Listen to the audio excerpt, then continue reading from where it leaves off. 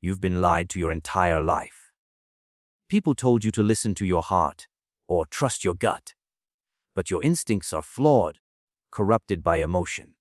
What if you could walk into any room and know who's weak, who's fake, who's hiding fear beneath confidence? In this video, we unlock Machiavelli's 14 psychological tactics that let you read anyone instantly. Because the most dangerous man is not the one who speaks the loudest. It's the one who seeks everything and says nothing. You believe you're complex, unique, an enigma wrapped in layers of mystery.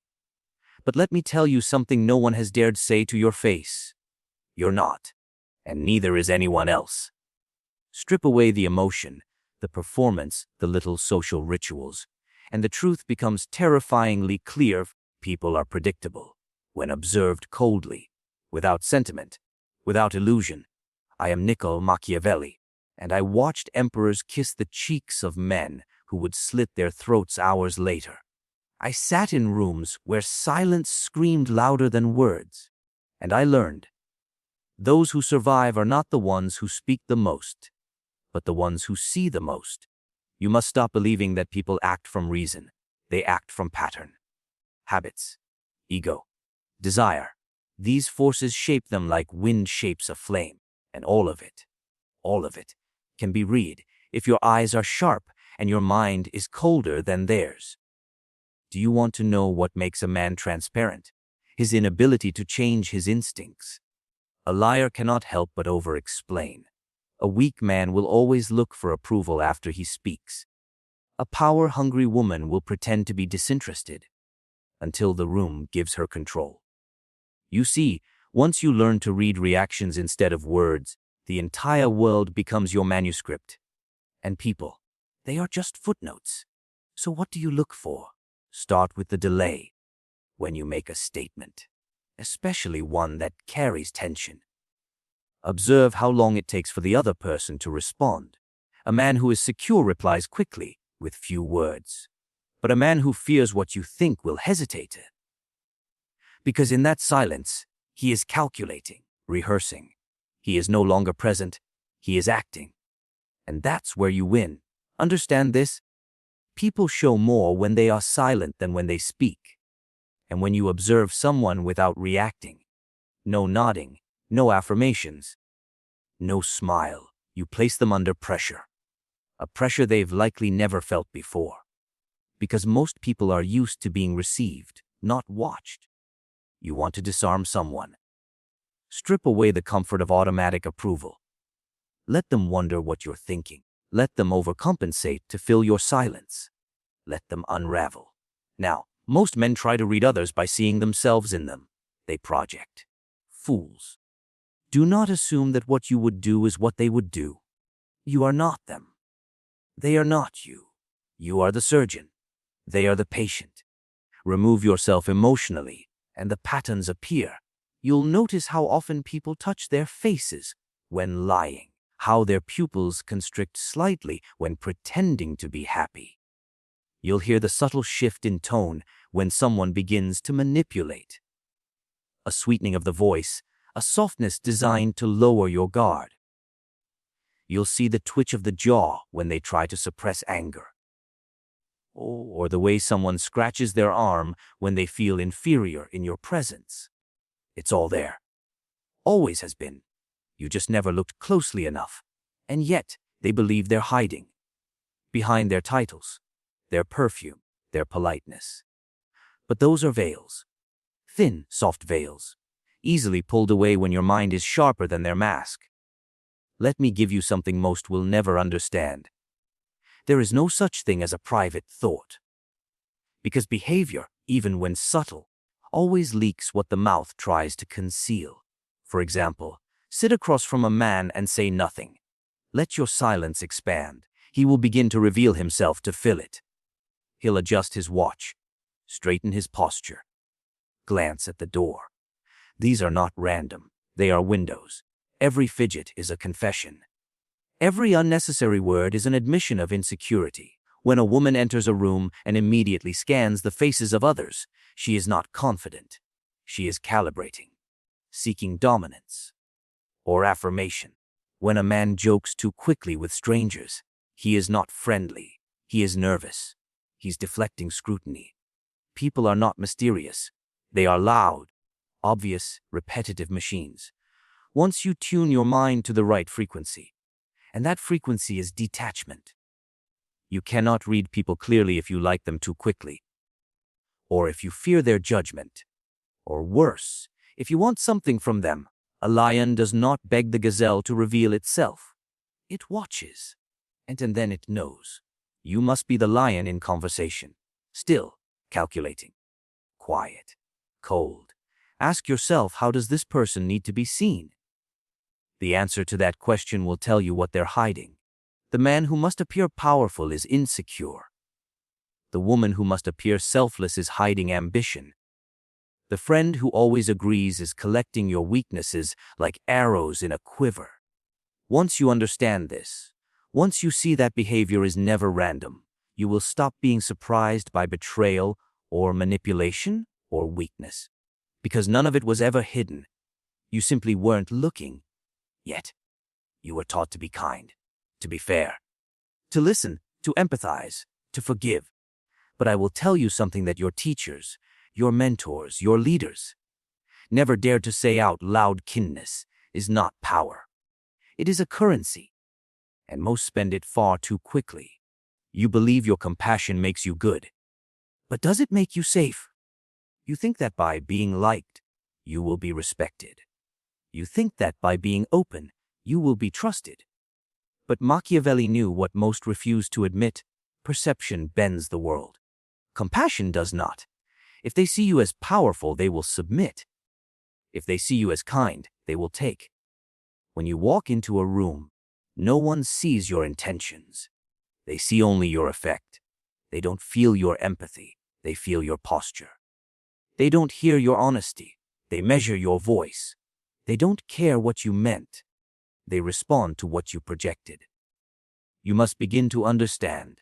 Power lies not in what you are, but in what you are perceived to be. A man who appears confident, even when hollow inside, will command more respect than a man who is truly wise, but speaks meekly. A woman who radiates composure, even if anxious beneath, will be granted more authority than one who overshares her heart in search of closeness.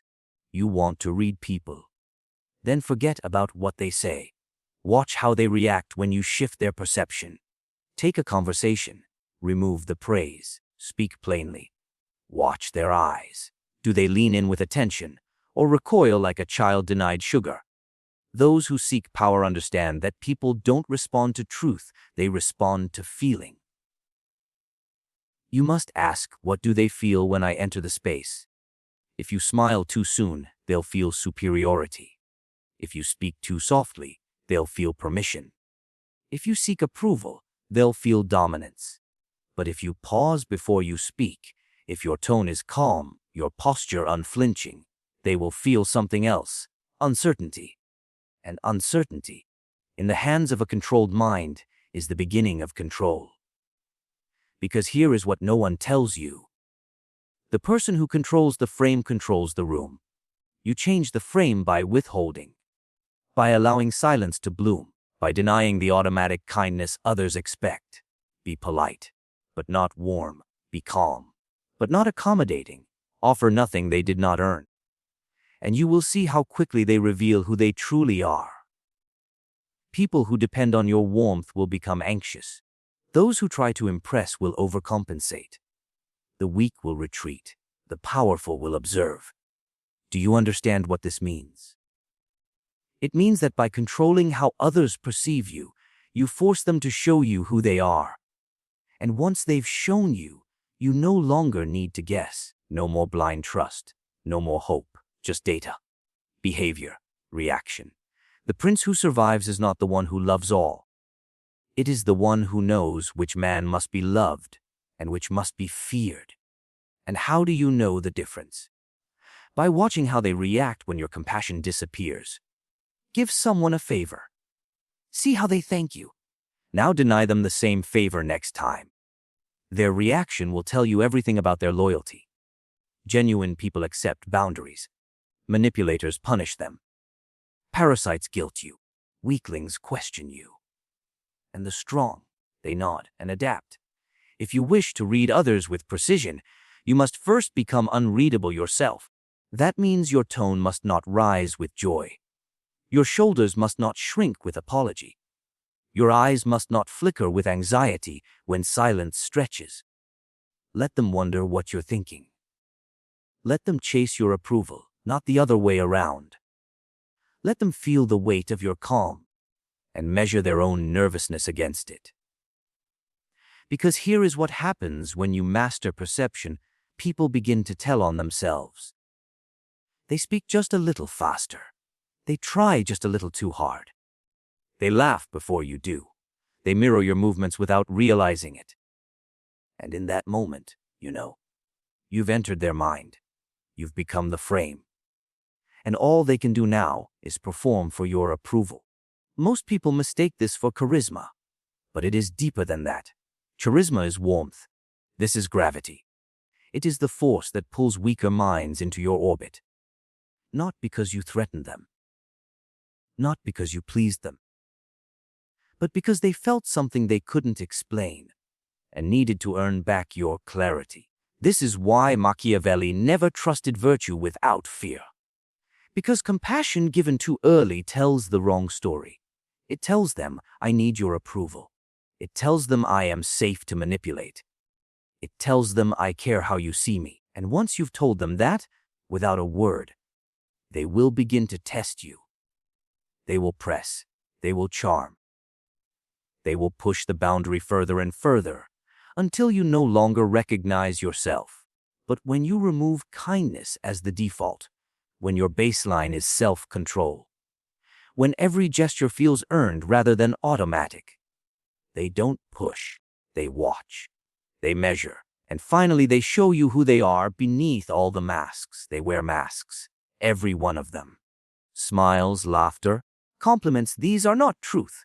They are tools, weapons, shields, sometimes camouflage. And the sooner you understand this, the sooner you begin to see clearly. Because behind every kind gesture, every soft word, every noble posture, there is always something else. A motive, a fear, a calculation.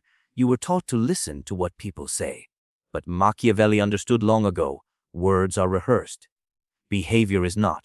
A man may train his mouth to lie, but his body cannot help but confess. And here is the secret most never learns: every human being you meet is performing. Some perform to be liked. Some perform to be feared. Some perform to belong.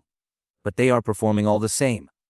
They have learned, over time, which mask earns them what they want: the good son, the loyal friend, the funny one, the humble one. They put it on like armor. But inside that armor is a motive, a need. And if you fail to see it, you will always be at their mercy. This is why you must begin to strip away the mask, not with confrontation, but with cold, silent observation. Because the mask always cracks, but only when pressure is applied, only when silence stretches, only when kindness is withheld. Watch someone when they think they are being watched by no one. Notice how their face drops between smiles, how their eyes dart when they feel uncertain, how their tone shifts the moment they are no longer being flattered. These are not accidents. These are signals. Now ask yourself, why do they need this mask in the first place? What are they protecting? What are they hiding? What are they compensating for? The truth is simple, but brutal. Every person you encounter is hiding a flaw they don't want you to see.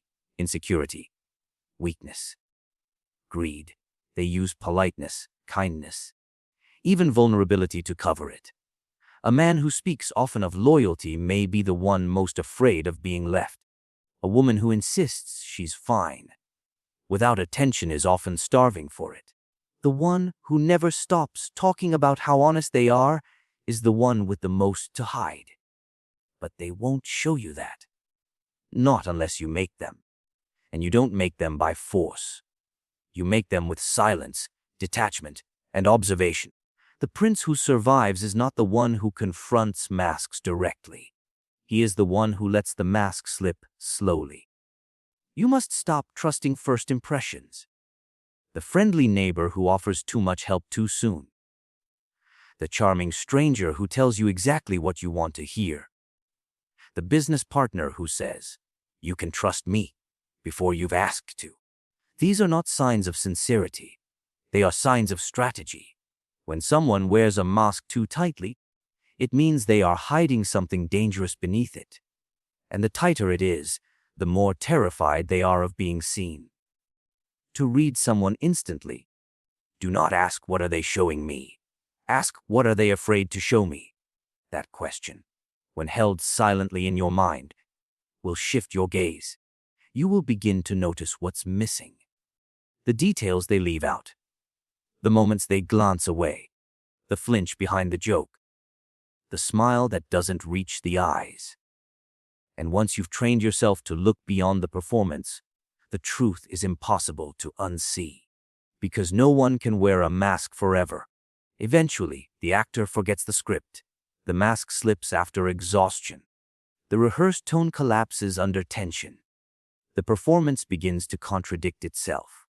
And when that happens, you must not flinch. You must not call it out. You must not correct or comfort or soothe. You simply watch. Because that is when the real person begins to emerge. You will see the insecure man hiding behind arrogance. You will see the manipulative friend hiding behind humor. You will see the opportunist hiding behind empathy. And it won't shock you, because you expected it. This is the difference between those who are deceived and those who dominate. The deceived want to believe the mask. The dominant wait for it to fall. And the more someone insists they are a certain way, "I'm honest. I'm loyal. I'm different," the more certain you can be they are the opposite. Genuine people don't announce their virtues. They live them. They don't advertise the mask. They simply don't need one. But masks are comfortable. Masks are profitable. So most will never take them off unless you force them to. And the way you force them is not through pressure, but through stillness. Stillness is unsettling. It denies the performance a reaction. It forces the actor to overperform, and in overperformance they slip. Let them speak. Let them explain. Let them fill the silence. You simply sit and study, because eventually they'll forget what role they were playing. And in that moment, when they revert to their true self, you will not miss it, because you weren't distracted by the mask, you were waiting, watching, reading. Everyone wants to be seen. Everyone wants to be heard, but the one who wins is the one who watches in silence. You see, most people are loud without knowing it. Not with their voice, but with their presence, their energy, their need. They want to be acknowledged, validated, understood. They want to enter the room and be noticed, to matter. But Machiavelli knew, those who crave to be seen give away their power. The truly dangerous man does not beg for recognition. He does not shine his armor in the sun. He stays in the shadows, quiet, unreadable. And while others speak, he studies. Because to read others, truly and precisely, you must become what they are not. You must become the observer, unmoved, unnoticed, and absolutely unshakable. There is a reason spies do not dress like kings. There is a reason hunters do not whistle through the forest. To see, you must not be seen. To learn, you must not be loud. To gain power, you must appear harmless. And yet, every weak man exposes himself the moment he opens his mouth too soon, laughs too loudly, explains too much. You can spot them immediately. Those who need to prove something. Those who step into a room with a posture just a little too straight, a tone just a little too forced. They are not there to observe. They are there to be seen. Fools, they are bait, and they do not know it. But you, if you choose to walk the path of mastery, you must become the shadow. You must become the cold gaze in the corner of the room. The presence that is felt, but never flaunted. When you do this, people begin to project. They start to explain themselves to you, even when you haven't asked. They start to fill the silence with nervous laughter, with too many words, with too much detail. Because your stillness makes them uncomfortable. Because they can't read you. And so, they begin to reveal themselves in the void you've created. This is one of the great paradoxes of power. The less you say, the more people reveal. The less you show, the more they try to impress. The less you move, the more they squirm. You become the mirror, and no one can lie to a mirror. They simply react to their own reflection. Stand silently across from someone long enough, and they will start to show you who they really are, not through what they say, but through what leaks out of them. Insecurity, vanity, desire, guilt. All of it comes bubbling to the surface when you create a space for it. The powerful man does not need to dominate with noise. He dominates by making others speak first. He dominates by letting others underestimate him. He dominates by being the question mark no one can answer. This is why Machiavelli always preferred the cold observer to the warm leader. Because the cold observer gathers data. He listens longer than others speak. He speaks only when the timing is perfect, when every word lands like a blade. People cannot fight what they cannot define. And when you are unreadable, when you are calm, when your emotions are tightly guarded, they begin to second-guess themselves around you. That second guessing is power. It puts them off balance. It makes them vulnerable. Because people crave certainty. And when they can't read you, they panic. They become predictable. They begin to show their hands. They tell you who they are just to get a reaction. And you remain still, watching, letting their performance unfold. There is another advantage to staying in the shadows. People show you more when they think you are beneath them. Let them believe you're uninterested. Let them believe you're passive. They will speak openly in front of you. They will reveal plans, weaknesses, desires. All because they think you are not a threat. All because you didn't posture like the rest.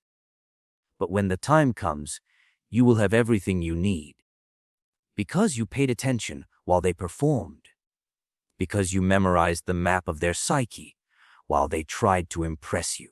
Because you were the shadow in the corner, and shadows see what light blinds. Remember this: a man who speaks less holds more.